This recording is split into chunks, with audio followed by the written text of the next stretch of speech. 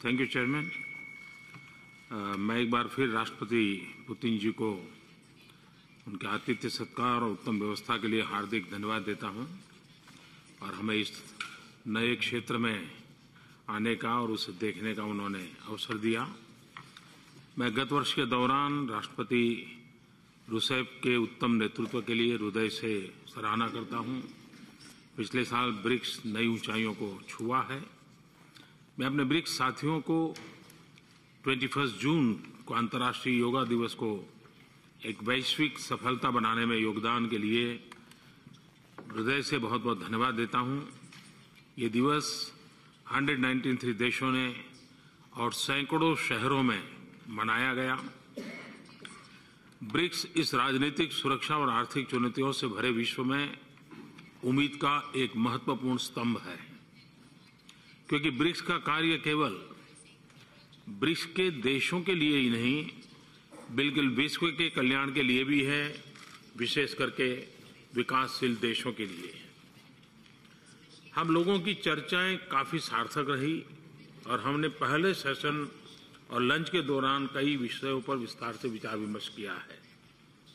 विश्व के सामने जो चुनौतियां हैं वह सभी देशों के लिए हैं, इसलिए सभी बड़े देशों के बीच कॉन्सेंसस, कोलैबोरेशन एंड कोऑपरेशन आवश्यक है और सबको इंटरनेशनल रूल्स और नॉर्म्स का पालन करना चाहिए।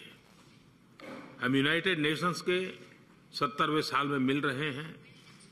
इस साल विकास और क्लाइमेट चेंज पर विश्व को मुख्य या ठोस निर्णय लेने हैं।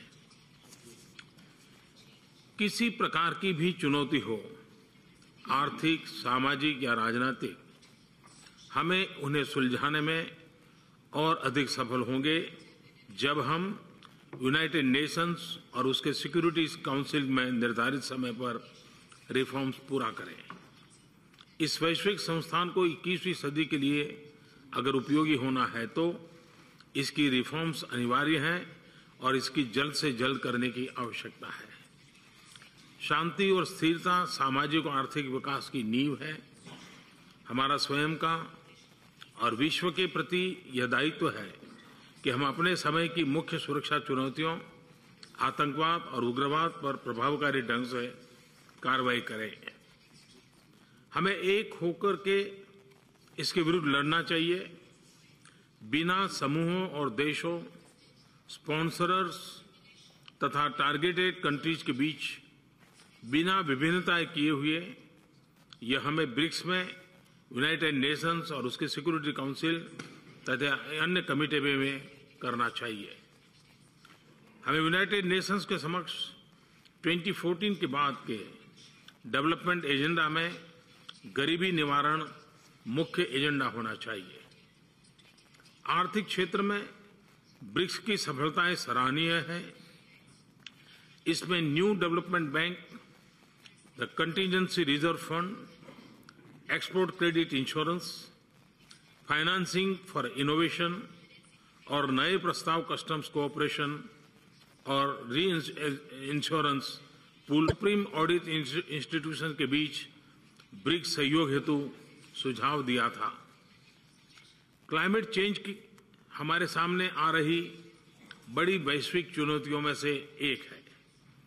ब्रिक्स देशों को रिन्यूएबल एनर्जी को सस्ती और सभी के लिए उपलब्ध हो सकने के लायक बनाने के लिए और एनर्जी एफिशिएंसी टेक्नोलॉजी पर एक बड़े कार्यक्रम की शुरुआत करना चाहिए। यही क्लीन एनर्जी को अपनाने का रास्ता है। मैं चाहूंगा कि न्यू डेवलपमेंट बैंक द्वारा फंडेड पहला बड़ा प्रोजेक्ट क्लीन एनर्जी में हो और यह बहुत अच्छा होगा यदि हम हमारे 5 देशों के लिए एक साथ इसको इनिशिएट किया जाए। इस वर्ष के अंत तक ब्रिक्स देशों को अधिक समन्वय स्थापित करने की जरूरत है ताकि पेरिस में सार्थक और महत्वाकांक्षी समझौता सुनिश्चित किया जा सके। हम ब्रिक्स डिजिटल इनिशिएटिव पर भी विचार कर सकते हैं, जिसमें विकासशील देशों के लिए एक नए विकास के विकल्प के लिए हमारी क्षमताओं का उपयोग किया जा सके। हम विकास के क्षेत्र में डिजिटल टेक्नोलॉजी का प्रयोग करते हुए डिलीवरी ऑफ सर्विसेज को अधिक प्रभावकारी बना सकते हैं और फाइनेंशियल इंक्लूजन तथा एम्पावरमेंट को बढ़ा सकते हैं। पिछले साल मैंने युवाओं के प्रति ध्यान देने की बात कही थी। ब्रिक्स देशों को अपने देशों तथा विकासशील विश्व में महिला के सशक्तिकरण हेतु पहल करने पर भी ध्यान देना होगा। एक्सेलेंसी, हमने माइग्रेशन के मुद्दे पर बातचीत की थी। एक तरफ माइग्रेशन विश्व में हो रहे डेमोग्राफिक ट्रेंड्स को देखते हुए वैश्विक अर्थव्यवस्था को मजबूत बनाने का और उसमें संतुलन लाने का स्रोत बन सकता है। दूसरी ओर संघर्षों और अभावों के कारण प्रथम स्थान पर भी है। मेरा यह सुझाव है कि ब्रिक्स एग्रीकल्चर रिसर्च सेंटर की स्थापना की जाए, जो संपूर्ण विश्व के लिए एक बड़ा उपहार होगा। इसी प्रकार से हम एक व्यवस्था बनाने पर विचार कर सकते हैं जिसमें हम कृषि और लैंड रिच देशों में उत्पादन तथा इंफ्रास्ट्रक्चर में निवेश कर अतिरिक्त उत्पादित खाद्यान्नों के हिस्से को खाद्यान्न की कमी वाली देशों में भेज सकते हैं। यह दूसरा महत्वपूर्ण कदम होगा।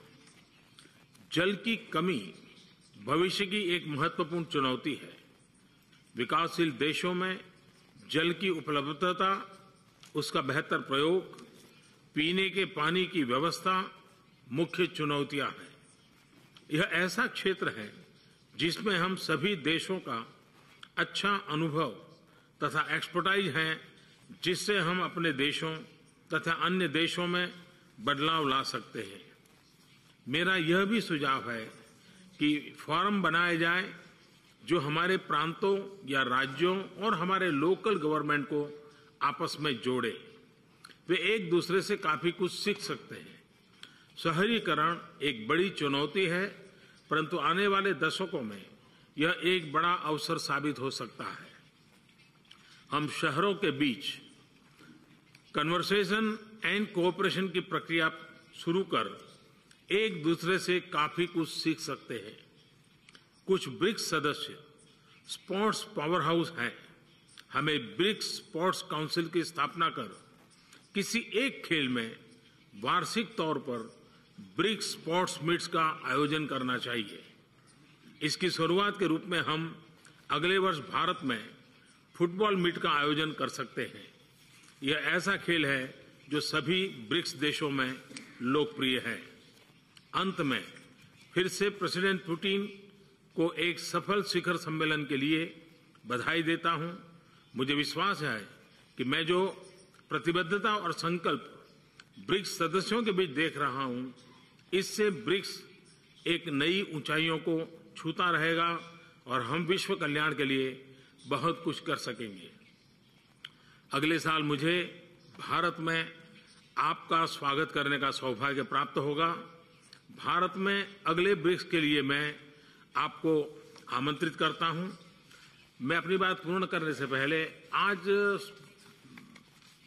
अगले वाले सत्र में एक अच्छा विषय आया था कि हम लोग एक ब्रिक्स फिल्म फेस्टिवल को डेवलप करें। मेरा एक और सुझाव है कि अगर हम ब्रिक्स के लिए फिल्म अवार्ड भी अगर कर सकते हैं तो एक प्रकार से मैं समझता हूं कि उसको काफी हम प्रमोट कर सकते हैं, क्योंकि इस क्षेत्र में फिल्म मेकिंग को एक प्रकार से कल्चरल एक्टिविटी का हिस्सा भी बन सकता है, जो एक दूसरे को जानने पहचानने का कारण बन सकता है। तो उस पर भी हम विचार कर सकते हैं। मैं फिर एक बार प्रेसिडेंट पुतिन का और आप सबका बहुत बहुत आभार व्यक्त करता हूं। धन्यवाद। India is the new frontier of opportunities for the world. Central Asia is a vast region of immense resources, talented people, rapid growth, and a strategic location. So, I'm here to start a new era in our relationship with Central Asia.